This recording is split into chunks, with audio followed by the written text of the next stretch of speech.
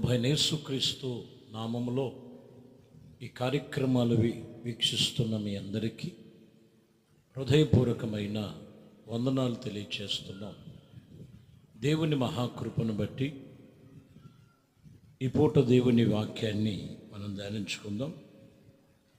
హెజ్కేలు గ్రంథము 36వ అధ్యాయం 26వ వచనాన్ని చదువుతున్నాం. నూతన హృదయము మీకు కలుగు చేసేదను, నూతన స్వభావము మీకు కలుగు చేసేదను, రాతి గుండెను తీసివేసి మాంసపు గుండెను మీకు ఇచ్చేదను. ఈ విషయంలో 3 విషయాలు ప్రభు మాట్లాడుతూ, నూతన హృదయాన్ని మీకు ఇస్తాను, నూతన స్వభావం కలుగు చేస్తాను. గమనించండి, ఈ వాక్యములు చాలాసార్లు విని ఉంటారు. పరిశుద్ధమైన దేవుని వాక్యములో ఒక్కొక్క క్రొత్తదనాన్ని ప్రభు మనకి ఆయన కలుగు చేస్తారు. ఈ పూట వాక్యములో నూతన స్వభావం మీకు కలుగు చేస్తాను. ఈరోజు దేవుని వాక్యం వింటున్న ప్రతి ఒక్కరూ కూడా మరి ప్రభుని నమ్మి బాప్టిసం పొంది రక్షణ మార్గములో నడుస్తున్నటువంటి వారు అనేక మంది ఉంటారు. ఈ పరిస్థితుల మధ్యలో దేవుని వాక్యము సెలవిస్తున్న మాటల ప్రకారముగా జీవము కలిగిన దేవుని వాక్యం ఇక్కడ తెలియచేస్తున్న మాటల్లో మనం గమనించినట్లయితే, ప్రియమైన సహోదరులారా, లేఖనాలు తెలియచేస్తున్న మాటల్లో ప్రతి ఒక్కరు కూడా నూతన స్వభావం కావాలి. స్వభావాలు మారక ఎంత ప్రార్థన చేసినా దేవుడు కార్యాలు చూడలేరు. స్వభావాలు మారాలి. హబక్కూకు గ్రంథములో 3వ అధ్యాయం 2వ వచనములో, యెహోవాను గురించి వార్త విని నేను భయపడుచున్నాను. యెహోవా సంవత్సరములు జరిగించుచు ఉండగా నీ కార్యములు నూతనపరిచి, సంవత్సరములు జరిగించుచు ఉండగా దానిని తెలియజేయుము. కోపించుచూనే వాత్సల్యమును జ్ఞాపకమునకు తెచ్చుకొనుము. ఇక్కడ మనం గమనించినట్లయితే, నూతన పరిచేటువంటి దేవుడు, నూతనమైన కార్యాలు జరిగించేవాడు. ఆయన కోపిస్తూనే ఆయన వాత్సల్యతను చూపించగలిగిన సర్వోన్నతుడైన దేవుడు. ఈరోజు మనము దేవుని వాక్యం వింటున్న ప్రతి ఒక్కరూ కూడా స్వభావాలు మారాలి. సంవత్సరాలు గడిచిపోతున్నాయి, రోజులు గడిచిపోతున్నాయి. మరి వయస్సు మీద పడుతున్న వాక్యం వింటున్న ప్రతి ఒక్కరూ నూతన స్వభావాలలో ఉన్నారా? ఎందుకంటే పేతురు 2వ పత్రికలో 1వ అధ్యాయము 4వ వచనం చదువుతున్నాం. ఆ మహిమ గుణాతిశయమును బట్టి ఆయన మనకు అమూల్యములైన అధికములైన వాగ్దానములు అనుగ్రహించి ఉన్నాడు. అయితే దురాశ అనుసరించటం వలన లోకమందు భ్రష్టులైపోయి ఉన్నారు. అందువలన ఈ వాగ్దానము అమూల్యమైనదిగాను మీరు తప్పించుకొని దైవ స్వభావమునందు పోలిన వారైనట్లు వాటిని అనుగ్రహించను అని రాయబడు. ఈ మాటల్లో మనం గమనిస్తే, దేవుడు మహిమ కలిగిన గొప్ప దేవుడు. ఆయన గుణాతిశయమును ప్రచురము చేస్తూ ఎన్నో వాగ్దానాలు ప్రభు అనుగ్రహించారు. అయితే కొందరు దురాశ అనేటువంటి లోకమందు భ్రష్టత్వం అనేటువంటి ప్రాచీన స్వభావం.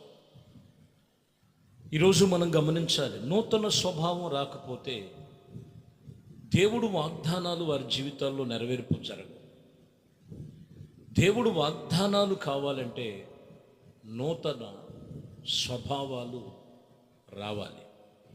వీళ్ళల్లో లోక సంబంధమైనటువంటి దురాశ, భ్రష్టత్వము వలన నూతన స్వభావములో ఉన్న వాగ్దాన ఆశీర్వాదాలు పొందుకోలేరని ఇక్కడ పేతురు రాసిన మాటలు చూస్తున్నాం. హెబ్రీలకు రాసిన పత్రికలో కూడా 2వ అధ్యాయం 16వ వచనములో, ఏలయనగా ఆయన ఎంత మాత్రము దేవదూతల యొక్క స్వభావమును ధరించుకొనక అబ్రహాము సంతతి యొక్క స్వభావమును ధరించుకొని ఉన్నాడు. చూడండి, ఇక్కడ మనం గమనిస్తే 2 స్వభావాలు ఉంటాయి. దేవదూత స్వభావాలు, అబ్రహాము యొక్క సంతతి గురించి మాట్లాడుతున్నాం. ఈరోజు మనము గమనించాలి, లోకములో ఉన్న స్వభావాలు ఉంటాయి. దేవుడు ఆత్మ సంబంధమైనటువంటి విషయములు స్వభావాలు ఉంటాయి. మరి ఏ స్వభావాలు నీలో ఉన్నాయో, కొంతమందిని మనం చూస్తే ఆ స్వభావాలు మారు, ఆ క్రియలు మారు, ఆ తలంపులు మారు. మరి దేవుడు చేసే కార్యాలు ఎలా చూస్తారు? అందుకనే దైవజనుడు పౌలు కూడా ఎఫెసీ పత్రికలో 4వ అధ్యాయం 22వ వచనంలో చదువుతున్నారు. కావున మునుపటి ప్రవర్తన, ఈయన ప్రవర్తన ఎలా ఉన్నది అనేది మనం చూస్తే, మునుపటి ప్రవర్తన విషయంలో మోసకారినై దురాశ వలన చెడిపోయిన ప్రాచీన స్వభావమందు ఇదిగో నానా విధమైన దేవుణ్ణి తెలియక ముందు స్వభావాలు ఉన్నాయి. దురాశ కలిగిన స్వభావాలు, చెడిపోయిన స్వభావాలు, ప్రాచీన స్వభావాలు. అయితే ఇక్కడ అంటాడు 23లో మనం చూస్తే, మీ చిత్తవృద్ధి యందు నూతన పరచబడిన వారైతే నీతియు యథార్థమైన భక్తి గలవారై దేవుని పోలికలో సృష్టించబడిన నవీన స్వభావాన్ని ధరించుకొనండి. ఏం కలిగి ఉండాలంట? ఇక్కడ పౌలు గారు చెప్తున్నారు, నవీన స్వభావాన్ని ధరించుకొని ఉన్నాను. మునుపటికి నేను మోసకారిని, ఇంకా చెప్తాడు ఇంకో చోట, హింసకుడును దోషకుడును హానికరుడై ఉన్నానని చెప్తాడు. ఇప్పుడైతే నేను ప్రాచీన స్వభావాన్ని విడిచి నవీన స్వభావాన్ని నేను ధరించుకొని ఉన్నాను. కాబట్టి ప్రియమైన దేవుని బిడ్డలారా, నీ స్వభావమును బట్టే దేవుడు నీ పక్షముగా కార్యం చేస్తాడు. అందుకని ఈరోజు మూలవాక్యములో నూతన స్వభావము కలిగి ఉండండి. యేసు ప్రభువారిని గురించి కూడా మత్తయి సువార్త 5వ అధ్యాయం చివరి మాటల్లో 48లో, మీ పరలోకపు తండ్రి పరిపూర్ణుడు గనుక మీరు పరిపూర్ణుడై ఉండండి. పరిపూర్ణుడంటే మనం గమనించాలి, చెడ్డవారి మీద మంచివారి మీద అదే వాన కురియును, సూర్యుడు ఉదయించినని చెబుతూ అక్కడ చెబుతారు, నీ శత్రువులను ప్రేమించి నిన్ను హింసించే వారి కొరకు ప్రార్థన చేయి. కొందరు వారితో కలిసి ఉండి, సంతోషంగా ఉండి, సమాధానంగా ఉండే వాళ్ళ కోసం ప్రార్థన చేస్తారు. కానీ నూతన స్వభావం ఏంటంటే నిన్ను హింసించే వారి కొరకు ప్రార్థన చేయమని ప్రభు చెప్తూ చివరి మాటల్లో, మీ పరలోకపు తండ్రి పరిపూర్ణుడు గనుక మీరు కూడా పరిపూర్ణులై ఉండండి అని చెప్తున్నాడు. ఈరోజు ఆత్మ సంబంధమైన జీవితంలో నూతన స్వభావం కావాలి. ఎవరిలో నూతన స్వభావం ఉంటుందో పాతవి గతించును, సమస్తము నూతనగా చేస్తాడు. క్రొత్తవి, ఆశీర్వాదము, దీవెనలు, ఇలా చెప్పుకుంటూ వెళితే ఆత్మ చెబుతున్న సంగతులు ఎన్నో. దేవుడు చెబుతున్న మాటల్లో ఈరోజు నీకున్న స్వభావాలు మారినయా? అవే చెడిపోయిన ప్రాచీన స్వభావం. ఆ మాటల్లో, ఆ ఆలోచనలో, ఆ నడవడిలో, ఆ పనుల్లో, ఆ పరిస్థితుల్లో మార్పు రాకోకుండా నేను కూడా భక్తి చేస్తున్నానని తిరగటం వలన స్వభావాలు మారు. వాక్యమును బట్టి ఉదయము నీ హృదయములో ఉన్న స్వభావాన్ని మార్చుకో. అప్పుడు నీలో నుండి రాతి గుండెను తీసివేసి మాంసపు గుండెని ఇస్తానని దేవుడు నూతన వాగ్దానాలు చేస్తాడు. దేవుడు అన్ని విషయాల్లో నీ స్వభావాలు మారి ఆయన కృపలో మీరు ఆశీర్వాదానికి పాత్రులుగా, అర్హులుగా దీవించబడుదురుగా. ప్రార్థన. పరిశుద్ధుడా, ప్రేమ స్వరూపి, దయగలిగిన మా ప్రభువా, ఇదిగోనైనా ప్రాచీన స్వభావాలు ఉన్నాయి, చెడిపోయిన స్వభావాలు ఉన్నాయి, లోక సంబంధమైన స్వభావాలు ఉన్నాయి.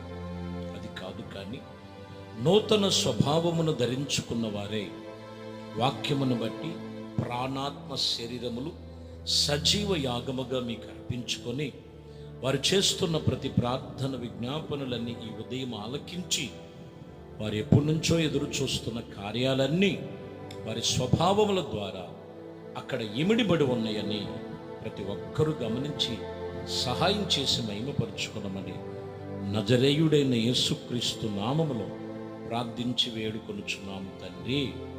ఆమేన్.